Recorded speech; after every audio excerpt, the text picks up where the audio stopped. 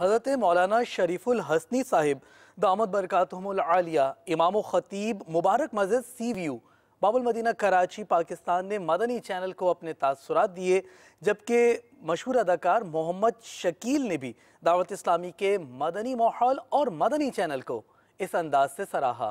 अल्हम्दुलिल्लाह, मदनी चैनल जब कभी भी मौका मिला देखने का तो उससे हमें ये मिला कि अल्लाह उसके रसूल की मोहब्बत का प्रचार है, नात ख़ानी है, ज़िक्र है, मसाइल पे गुफ्तगू है, फ़िकी मसाइल हैं, सारी चीज़ें जो दीन से ताल्लुक़ रखती हैं उन पे सारी बातें होती हैं। तो अल्हम्दुलिल्लाह दिल खुश होता है। अल्लाह ताला इस चैनल को आबाद रखे और इसी तरह दीन मतीन की खिदमत करने की तौफीक हम सब को अता फ़रमाए। इस चैनल का ये बहुत बड़ा कारनामा है कि नबी रहमतुल आलमीन अल्लाह उसके रसूल सहाबा किराम अहले बैत की मोहब्बत का प्रचार कर रहा है और सही अकायद बताए जा रहे हैं, तो इससे बहुत फ़ायदा हो रहा है लोगों को।